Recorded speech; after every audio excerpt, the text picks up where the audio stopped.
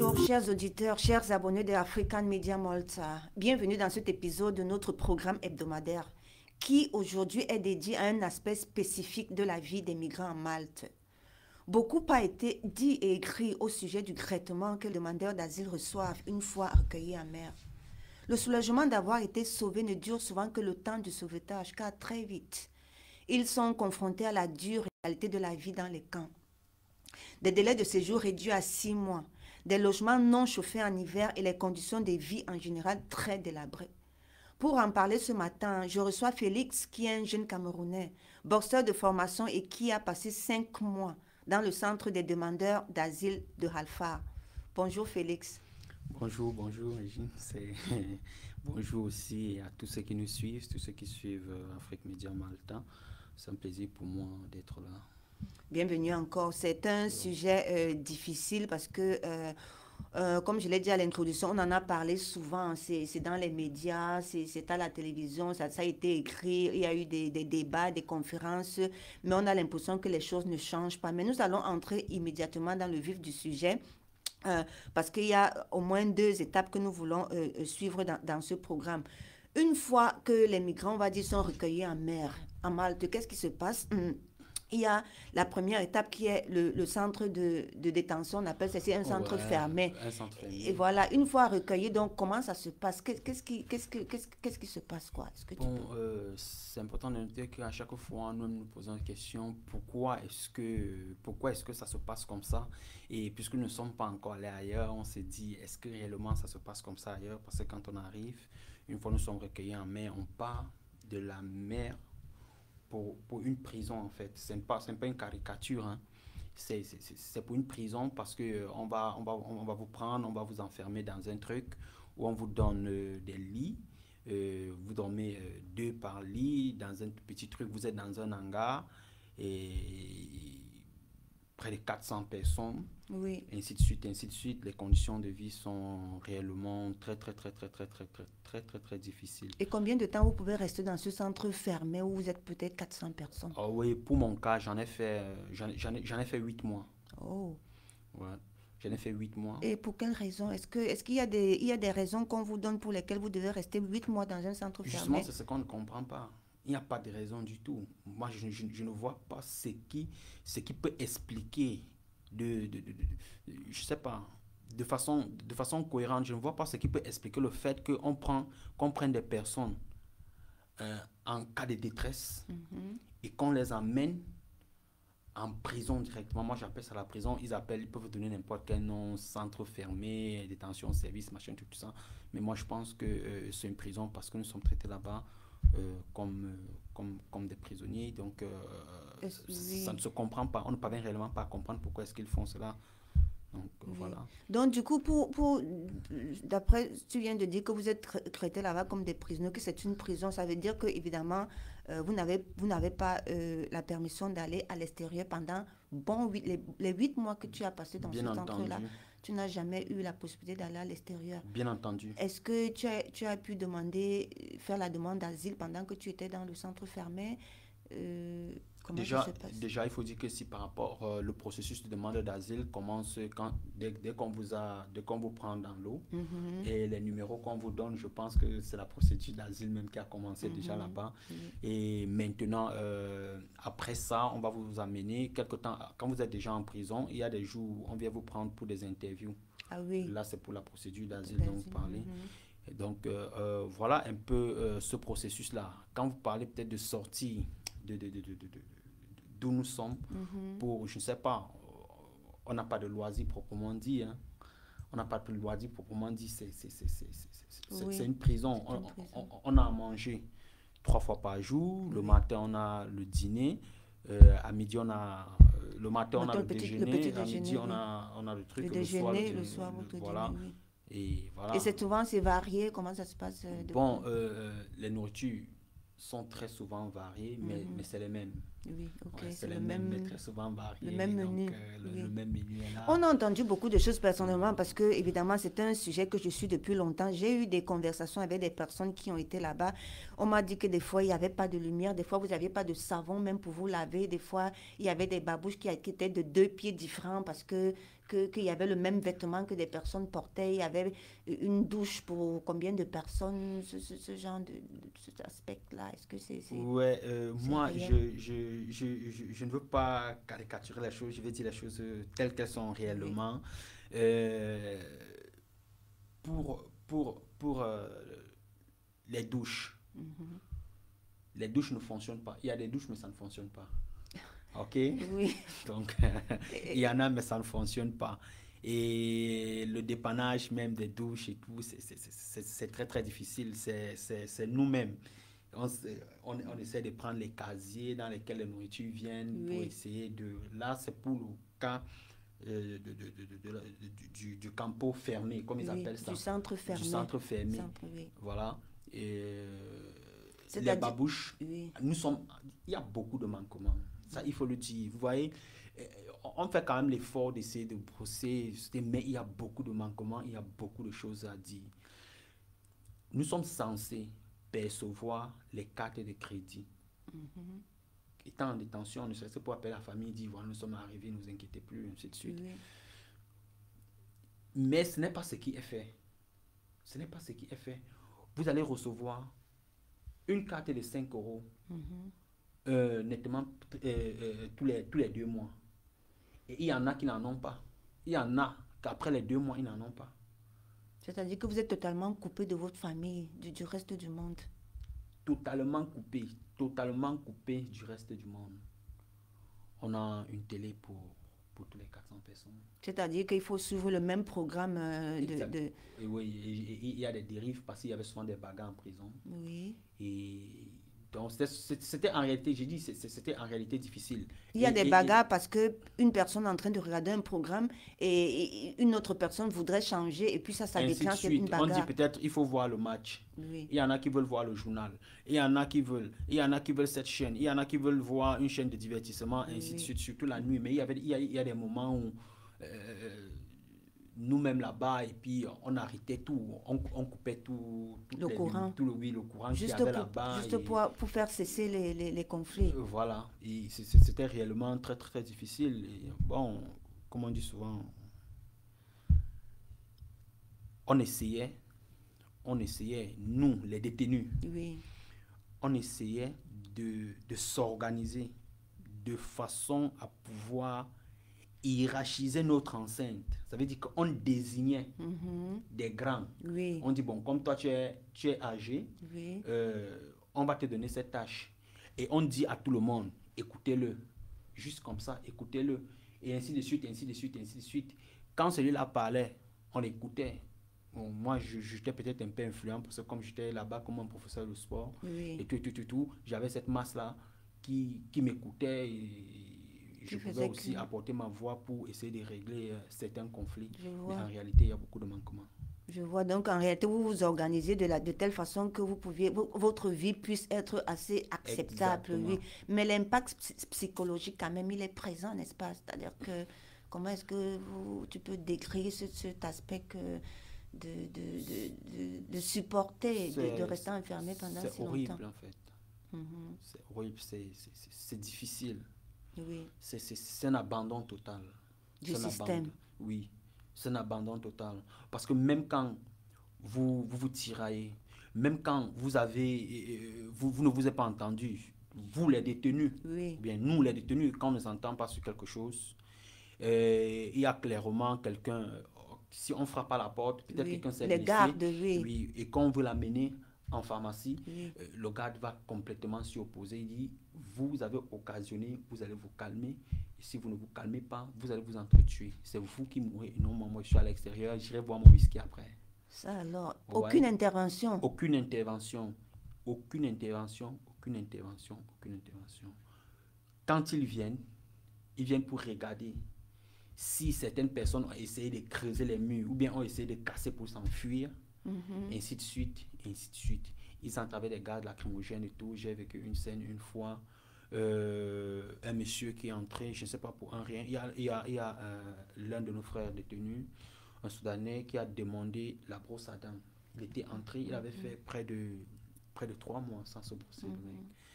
Alors il a demandé la brosse à dents et on lui a dit qu'on ne lui donne pas la brosse à dents. Il a dit, je pense que je suis dans mon droit. Demandez si je n'en ai pas. Parce que je n'ai pas eu. Je devrais l'avoir, mais je ne l'ai pas eu. Trouvez-moi une brosse à dents. Et le monsieur, l'un des responsables de la prison, gardes, oui. Oui, mais ce n'est même pas un garde, c'est même un responsable. Oui. C'est un responsable. Lui, il vient là très souvent. Il ne vient pas très souvent. Et quand il vient, il n'aborde pas la tenue et tout. Je vois. Il lui a dit, ferme ta bouche, petit singe. Oh. Ah, mais oui. Et moi, quand il a dit ça, ça m'a mis hors de moi. Et moi, je me suis placé. Réellement, il ne s'adressait pas à moi, mais quand il a dit ça, tu t'es senti concerné? Oui, je me suis senti réellement concerné. Et puis, je me suis levé, je lui ai dit, arrêtez de vouloir comprimer des gens. Quelqu'un ne peut plus s'exprimer. Quand toi, tu dis à quelqu'un, ferme ta bouche, petit singe, tu t'attends à quoi? Tu t'attends à quoi? Hein? Et ça, c'est réellement blessant. Oui. Et ça, c'est les choses qui, en réalité, font très mal. Oui, bien sûr. Ce qui se dit, si vraiment, ça réduit vraiment l'homme. Oui. Et qu'est-ce qu'il a dit? Est-ce qu'il a répondu? Il n'a pas répondu parce que quand j'ai dit ça, parce que moi, je ne suis pas une personne violente et réellement, j'avais beaucoup de monde derrière moi. Oui. Quand peut-être je me fâche, il y en a qui vont vraiment savoir, qui vont vraiment m'écouter. Il y a des gars, les gars se sont levés, ils ont commencé à frapper les bancs. Oui. Les gars se sont levés, ils ont commencé à frapper les bancs. Et pour dire au monsieur, en fait, non, lui, si lui réagit comme ça, c'est pas bien ce que tu as dit. Et voilà, après, il s'est calmé, on a essayé de calmer, il y a les gars qui sont venus, et les autres sont venus, sont entrés, et tout, ils essaient de calmer, les gardes sont venus le tirer. Oui, d'accord, le sortir de là. Oui, le sortir de là, et voilà, nous sommes... Et ça vient de quelqu'un qui n'a pas, de quelqu'un qui certainement était un officiel qui venait rendre une visite périodique comme il en existe. Donc du coup, on va un peu continuer. Tu as passé 8 mois dans ce camp-là qui était censé, je sais pas, retenir les raisons pour lesquelles tu étais. On te les a jamais données. Est-ce que tu as jamais su pourquoi tu avais été gardé pendant 8 mois? En réalité, non. En réalité, non. Je dis aucune raison. Oui. Et il faut retenir qu'il y a des responsables du Haut Commissariat des migrants oui. qui arrivaient là-bas en prison et que nous, on leur expliquait, on leur posait la question, mais qu'est-ce que nous on fait là? Et qu'est-ce qu'ils disaient? Et qu'est-ce qu'ils disaient? Ils disaient tout simplement qu'à Malte, c'est la procédure. À Malte, c'est la procédure. Quand vous êtes venu, vous êtes... Et il y a une même à qui on a vraiment beaucoup posé de questions et voilà, c'était une femme peut-être pour moi de foi et tout. Bon, voilà, on l'a posé des questions, elle est sortie dans elle en disant que oui. Vous devez savoir que vous avez choisi de venir en Europe. Et alors, et pour cette raison, vous devez tout accepter? Alors, vous devez vous soumettre aux conditions dans lesquelles on vous met. Elle vous a dit ça carrément? Mais oui, elle nous a dit ça et c'était une femme voilée. Ah, ça alors, voilà. Franchement. Oui. Et une africaine, juste en passant. Non, ce n'était pas une africaine, c'était, je pense, c'était une maghrébine. Ok.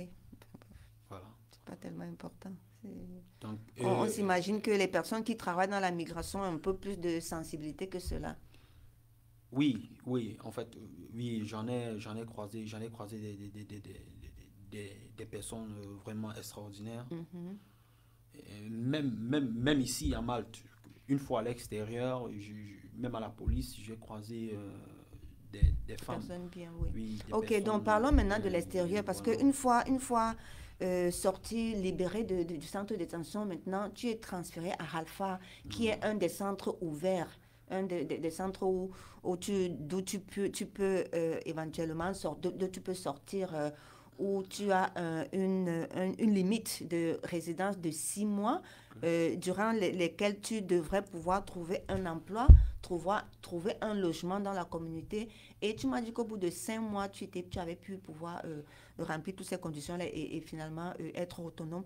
Mais maintenant, dans ce camp, même une fois sorti du centre de détention, dans le camp maintenant ouvert, comment ça se passe là-bas? Est-ce que les conditions sont différentes? Il faut dire qu'une fois sorti du du centre fermé, entre guillemets, Oui. pour le centre ouvert, c'est la suite de l'enfer, en fait. Comment ça? C'est la suite de l'enfer. Parce que déjà, quand vous arrivez, vous allez percevoir, il nous donne en principe 130 euros par mois. Oui. Pour pouvoir subvenir à vos Oui, besoins, pour quoi. pouvoir subvenir à nos besoins. Premier, oui. Il nous apporte des serviettes, il nous donne des lits. Il faut retenir que nous vivons dans les conteneurs. Oui, des conteneurs. Oui. Et combien êtes-vous dans les conteneurs? Nous sommes 8. 8 par Nous conteneur. sommes 8 par conteneur, c'est-à-dire 4 lits. Oui. Et on a un petit, chacun son petit bagage. Et voilà, c'est la raison pour laquelle je dis c'est la suite de l'enfer. Ce n'est vraiment pas convivial. Oui. Donc, quand ils nous soumettent à ces traitements-là, quand Oui. vous arrivez... Je parlais un peu du conteneur. Dans le conteneur, vous êtes 8. C'est un petit conteneur. C'est dommage qu'on n'ait pas pris des mesures. Mais pour ceux qui ont entendu parler du centre de Halfa, vous pouvez toujours aller chercher sur le net et voir à quoi il ressemble. Vous êtes 8 dedans. Est-ce que vous avez, en hiver, par exemple, est-ce qu'il y a du chauffage? Est-ce qu'il y a des ventilateurs en été? Parce que nous savons qu'en Malte, c'est une région, c'est un pays où il fait extrêmement chaud en été et très froid aussi en hiver. Très bien. Nous n'avons rien de tout cela. Ça, il faut le dire clairement. Et les conteneurs sont en aluminium, bien sûr. Oui, les conteneurs sont en aluminium. Et on a des fenêtres. Il y en a des fenêtres cassées. Oh. Oui. Et il y en a, très souvent, les gars prennent les draps. Oui. Quand ta place est en bas, Oui. c'est où tu bénéficies parce que tu vas prendre 2 ou 3 draps que tu vas doubler. Tu couvres d'abord ton lit avec... Pour pouvoir te protéger du froid ou pour pouvoir te protéger du froid et des intempéries à la fois parce que quand le vent souffle, mais c'est la galère. Tu ne sais pas qu'est-ce qui peut te tomber dessus. Pourquoi il y a des choses qui rentrent dans le conteneur? Oui, n'importe quoi peut entrer puisqu'il y en a, comme je vous ai dit, il y en a... Des fenêtres avec des fenêtres cassées. Voilà. Il y en a des conteneurs qui ont des fenêtres cassées. Ah, voilà. Et il n'y a pas de plan pour les réparer, pour remédier à cela. Est-ce que vous vous plaignez auprès des gardiens pour leur dire qu'il y a des fenêtres cassées dans les conteneurs, dans les chambres? On se plaint chaque fois. Chaque fois. Il n'y a pas un seul jour. On ne se plaint pas. Le traitement, le mépris du migrant dans cet espace géographique-là commence dès le jour où vous y entrez. Comment ça, le mépris? C'est-à-dire que les gardes ont du mépris envers les d'abord, comment est-ce qu'on vous parle? Oui. Tout d'abord, comment est-ce qu'on vous parle? Comment est-ce qu'on vous voit? Comment est-ce qu'on s'adresse à vous? On s'adresse à vous comme je ne sais pas trop quoi. Quand peut-être quelqu'un va dire viens ici. Oui. Mais c'est comme si je ne sais pas qu'est-ce qu'il faut pour sortir pour sortir de ça, quoi. C'est-à-dire que quelqu'un, un migrant, disons, une personne résidente du centre va se plaindre, va discuter avec un membre du personnel pour dire, écoute, ma chambre est cassée, ou j'ai besoin d'une serviette, j'ai besoin de... Mais c'est la réception qui est totalement dénuée de tout respect, dénuée de toute empathie. Je peux vous dire que à la réception même, c'est grave. À la réception, c'est grave. Moi, j'ai accompagné, excusez-moi un peu, j'ai accompagné un frère à moi qui s'est fait mal au campo ouvert. Je l'ai accompagné à Mater Dei. Mater Dei, c'est l'hôpital, c'est l'hôpital de Malte. Et voilà, je suis allé là-bas, traduit, et voilà. Oui. Si je vous dis, quand le mec tombe, on appelle l'ambulance. Avant que l'ambulance n'arrive, on essayait de le réanimer. Oui. Où sont les médecins qui sont au campo ouvert? Il y a des médecins? Il y a des fois des médecins? Oui. Il y a des médecins qui sont censés être là. Où est le médecin? n'y a pas le médecin. C'est tout le monde qui fait ce qu'il connaît. L'autre dit non, il faut qu'on le mette sur le côté comme ceci. L'autre dit non, comme ceci, ce n'est pas bien, il va falloir qu'on le mette. Et ça, c'était les migrants même, c'était vous-même les amis. Les migrants sont là et tout le monde est là. Tu vas voir d'autres qui viennent dire écarter, écarter, écarter. Et voilà, on les écarte, on les laisse aller. Il y a une femme qui a complètement paniqué. Et il y avait certaines personnes parmi eux qui sont venues et qui essayaient un peu de souffler. Ils disent, mais comment il s'appelle? Il faut l'appeler par son nom. Il faut te faire. On essayait de le ramener et tout. Et après, l'ambulance est venue. Il fallait, bien entendu, que quelqu'un aille avec lui. À l'hôpital. Oui, moi, je me suis porté garant d'y aller.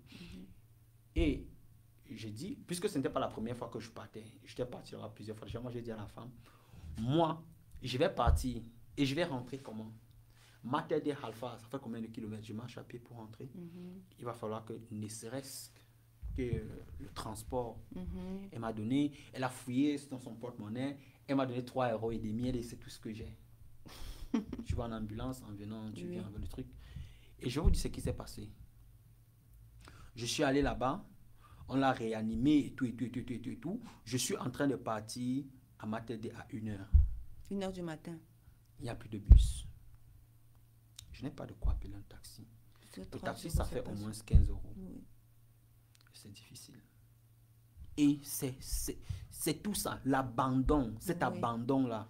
Le manque d'empathie en réalité, voilà. C'est-à-dire que de ne pas prendre en charge, de ne pas prendre tous les paramètres d'une situation difficile qui demande un peu plus Il y a beaucoup attention. de manquements.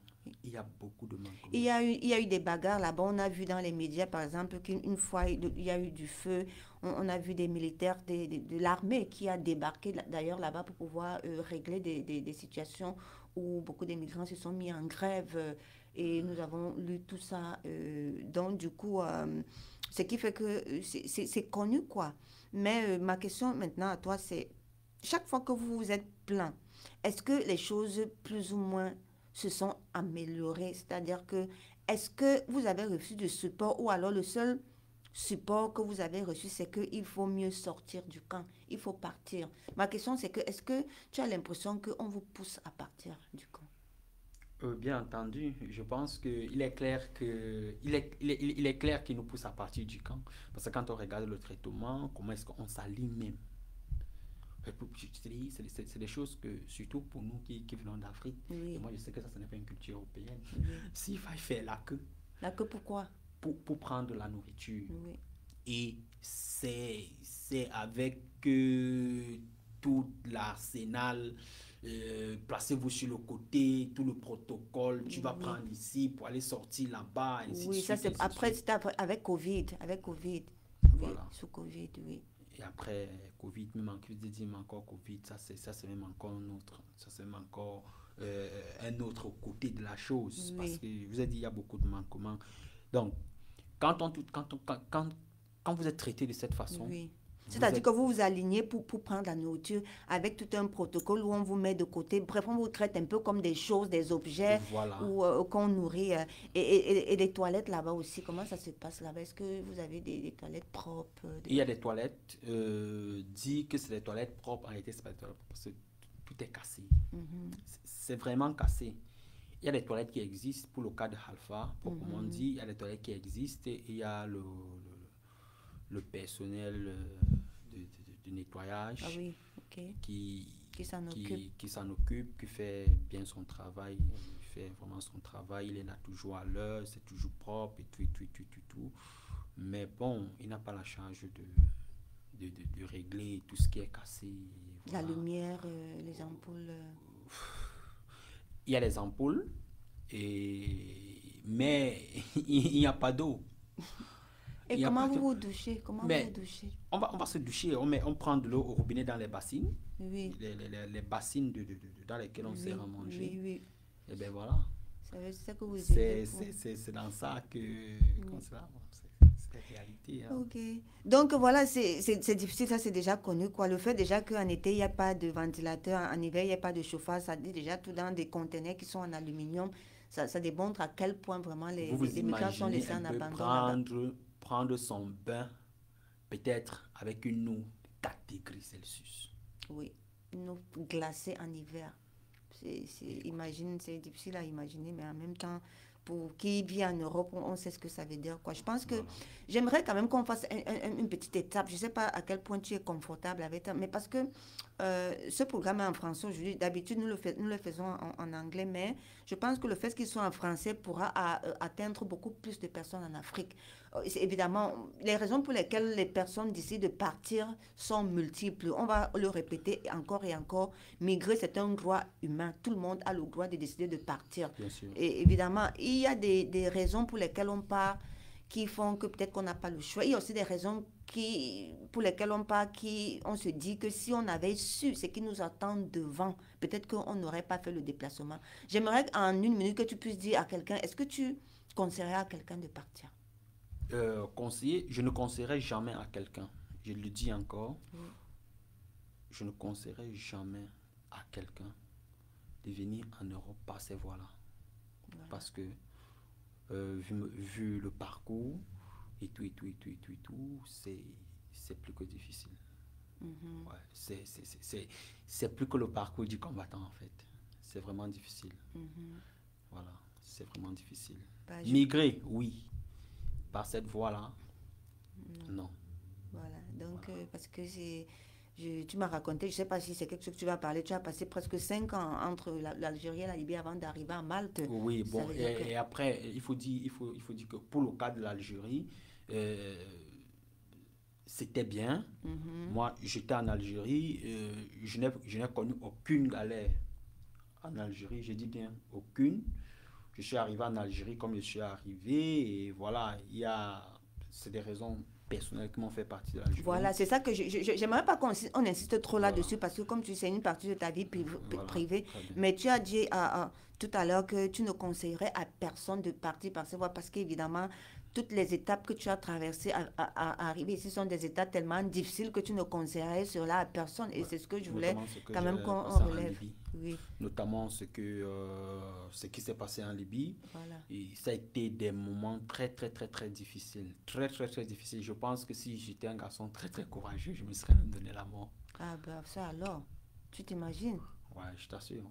Parce qu'il y a des moments, je vous le dis sincèrement, il y a des moments où je demandais, notamment quand j'étais en Libye, parce que j'ai eu un grand choc. En Libye, si vous pouvez me donner une seconde, vous expliquer ce qui s'est passé. Bien sûr, vas-y. Nous étions pendant l'hiver comme ça, et puis quand nous sommes arrivés de Saba, et il y a le responsable qui nous a mis dans une maison comme ça. Nous étions plus de 200 personnes dans un immeuble. Oui. Et apparemment, il ne réglait pas le bailleur comme il fallait. Le bailleur est venu une nuit, il a dit, comptez-vous. On a dit que vous devez donner 50 dinars par mois et tout. Ben voilà, je n'ai pas ça. Tant que je n'ai pas ça, que chacun parte. Là, immédiatement, là? Oui, il dit qu'il n'y a pas ça, que chacun parte. Nous sommes restés 1 semaine, 2 semaines. Il y en a qui sont partis, il y en a qui sont restés. Moi, je suis parmi ceux qui étaient restés. Et voilà. Une nuit, comme on dit en Libye, les Jama Kifti, les gens qui enlèvent les gens, oui. Ils sont arrivés, la police, boum, boum, boum, parce que quand ils arrivent, ils commencent à tirer en l'air. Je vous dis, moi, j'étais au 3e niveau, oui. J'ai fait un saut. Ça alors? Oui. Tu as sauté de l'immeuble du 3e niveau? Oui, par la fenêtre, j'ai fait un saut. Je suis tombé, voilà, il y en a beaucoup qui m'ont suivi, il y en a et tout, ils ont beaucoup pris. Ils ont arrêté, oui. Ça, c'est des moments extrêmement difficiles. Et ça, c'est quand tu t'es en sorti de là, oui. C'est un petit travail que tu as fait. Mais la raison pour laquelle tu as fui, ils vous enlèvent, c'est pourquoi? Ces enlèvements, c'est... Ils vous enlèvent pour vous amener dans les prisons. Ils vous amènent dans les prisons, vous devez payer pour sortir. Pour sortir. Ouais. Vous devez payer pour sortir. Je vois, c'est les histoires qu'on entend où les gens sont obligés d'appeler leur famille en Afrique pour leur rançon, quoi, pour qu'elles puissent être libérées. Exactement. Et oui. Ça, c'est difficile. Je comprends ça. Et finalement, nous revenons un peu à Malte. Donc, du coup, tu as réussi à sortir du camp et maintenant, tu vis dans la communauté, tu as trouvé un appartement que tu loues et en général, la vie est-elle meilleure ou c'est quand même légèrement mieux? C'est-à-dire que la vie sociale dans le pays, j'aimerais qu'on parle brièvement du racisme parce que c'est aussi une des choses qui sont ces choses subtiles-là qu'on n'arrive généralement pas à expliquer. Mais comment est-ce que tu, en général, Oui, vis après, moi je veux avoir une bonne position. Moi, en réalité, je ne prête pas l'attention mhm, à ceux qui, à mon égard, ont des propos racistes. Je ne prête pas l'attention. Moi, je suis un soldat de la vie. Et voilà, tu m'affrontes avec tes armes, oui, je t'affronte avec mes armes tant que je sais que je suis libre. Ce que voilà. je veux, c'est ma liberté. Et tant que je suis libre, je suis libre de tout mouvement. Tu peux serrer, tu peux fermer le robinet comme tu veux. Mhm. Et puis voilà, j'emploierai mes moyens nécessaires pour l'ouvrir. Merci, merci beaucoup Félix. C'était un débat intéressant parce que ce Voilà. qu'on voulait faire, c'était de parler des conditions de détention dans les centres de demandeurs d'asile à Malte. On a parlé du centre fermé, du centre ouvert.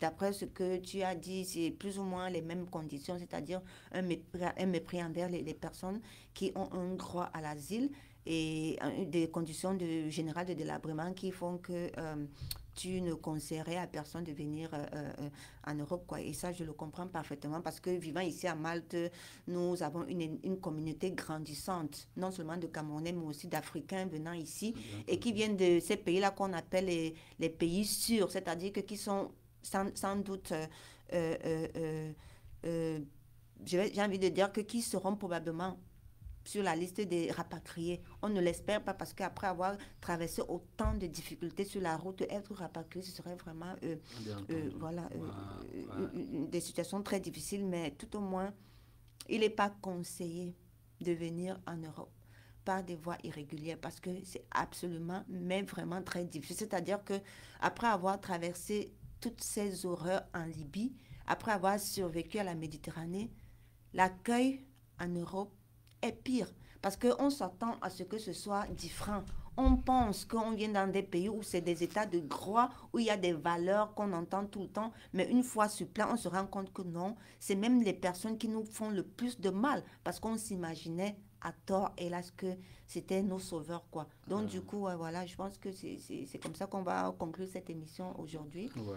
Tu as envie de dire un dernier Euh, mot, euh, un dernier mot, un message je pense que j'ai encore, déjà oui. tout dit. Bien. Et s'il fallait que je laisse un message à ceux qui sont derrière nous, moi, je vais dire, si vous sollicitez de migrer, migrez pas la bonne façon.